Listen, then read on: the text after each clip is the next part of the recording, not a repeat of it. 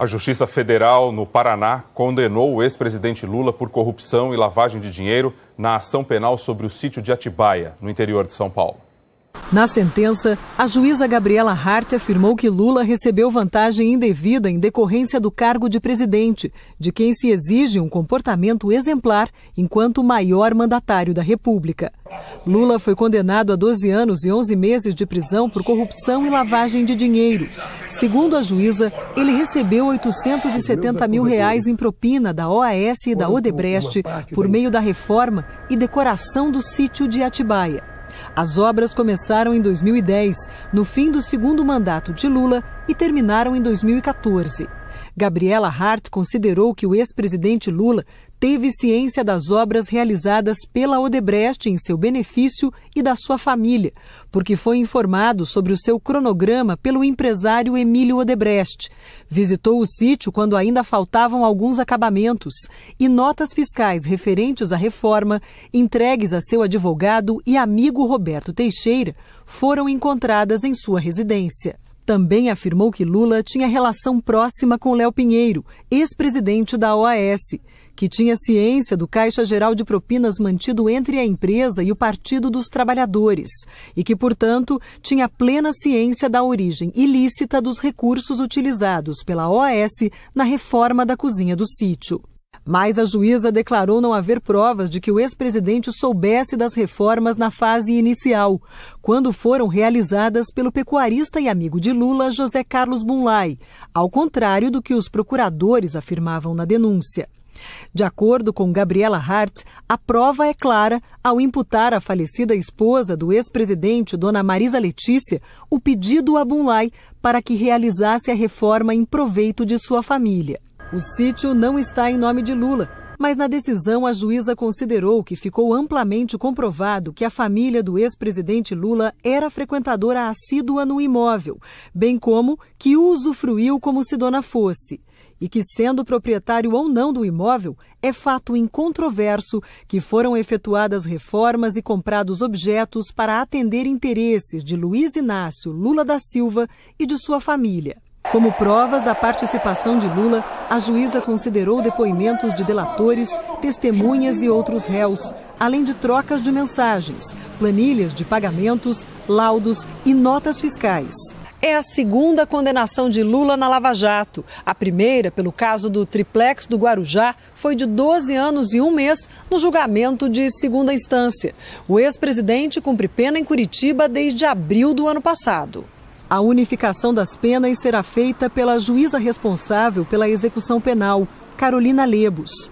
O ex-presidente da OAS, Léo Pinheiro, e o pecuarista José Carlos Bunlai foram condenados por lavagem de dinheiro em regime semiaberto. O advogado Roberto Teixeira, o proprietário formal do sítio, Fernando Bittar, e o ex-diretor da OAS, Paulo Gordilho, foram condenados por lavagem de dinheiro com pena em regime aberto. Delatores da Odebrecht também foram condenados no processo, mas devem cumprir as penas previstas nos acordos. O ex-assessor da presidência, Rogério Pimentel, foi absolvido.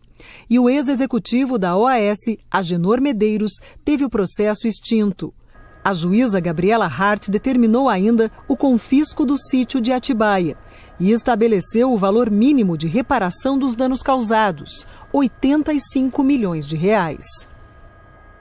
A defesa de Lula declarou que vai recorrer contra a sentença e alegou perseguição política do ex-presidente. Segundo a defesa, mais uma vez, a Justiça Federal de Curitiba atribuiu responsabilidade criminal ao ex-presidente, tendo por base uma acusação que envolve um imóvel do qual ele não é proprietário, e também o que chamou de um caixa geral, e outras narrativas acusatórias referenciadas apenas por delatores generosamente beneficiados. A defesa de Lula afirmou ainda que a decisão desconsiderou as provas de inocência apresentadas nas alegações finais, protocoladas há menos de um mês, com o exame exaustivo dos 101 depoimentos prestados no curso da ação penal, laudos técnicos e documentos anexados aos autos. A defesa de José Carlos Bunlai afirmou que o cliente nunca contribuiu financeiramente com as reformas do sítio, que a sentença não aponta a origem nem a ilicitude dos valores que seriam objeto da suposta lavagem de dinheiro e que a pena e o regime impostos ao pecuarista são desproporcionais.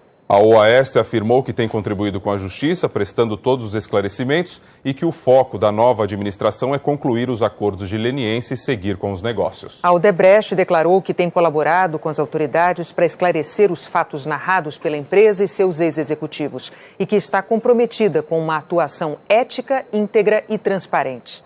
A defesa de Léo Pinheiro afirmou que respeita a decisão, que o cliente colaborou e está disposto a continuar colaborando com a Justiça. A defesa de Marcelo Odebrecht declarou que o cliente segue colaborando com a Justiça. Roberto Teixeira afirmou que vai recorrer contra a sentença, que há uma clara intenção de criminalizar a advocacia, que em quase 50 anos como advogado jamais praticou qualquer ato ilícito e sempre pautou sua conduta na ética e na legalidade. A defesa de Fernando Bittar declarou que o cliente foi absolvido da maioria das acusações, que vai recorrer contra a condenação por lavagem de dinheiro e frisou que o próprio Ministério Público Federal reconheceu que ele é o dono do sítio. O Partido dos Trabalhadores declarou que a juíza tratou o mesmo depoente, José Aldemário, conhecido como Léo Pinheiro, como se fossem duas pessoas diferentes. Nós não tivemos retorno da defesa de Emílio Odebrecht e não conseguimos contato com a defesa de Paulo Gordilho. O ministro do Gabinete de Segurança Institucional, Augusto Heleno, delegou hoje ao diretor-geral da ABIN o poder para classificar documentos como ultrasecretos. A decisão se restringe a documentos da própria ABIN e tem como base um decreto assinado pelo vice-presidente Hamilton Mourão, quando estava na função de presidente. Esse decreto ampliou o número de autoridades com poder para estabelecer sigilo em documentos federais. O ministro da Justiça, Sérgio Moro, passou o dia em reunião com parlamentares para defender o pacote anticrime.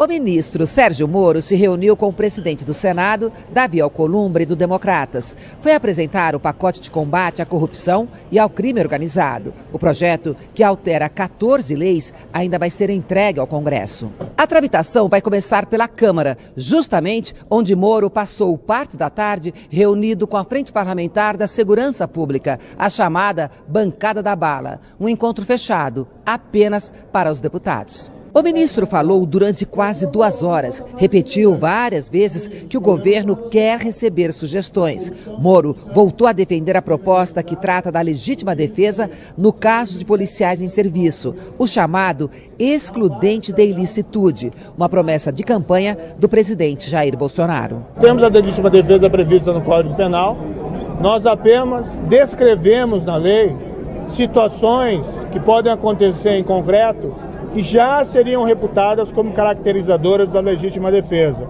Então lá, um refém numa situação de poder ser assassinada por um criminoso, o policial poder tomar alguma atitude em relação a isso, se as circunstâncias permitirem.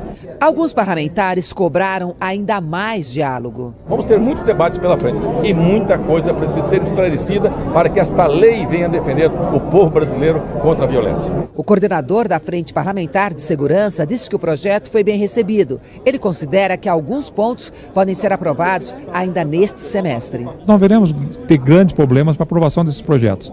Então, estou bastante otimista realmente que esse semestre ainda nós vamos conseguir aprovar boa parte do que foi proposto hoje. O presidente Jair Bolsonaro voltou hoje a fazer pequenas caminhadas no hospital onde está internado em São Paulo.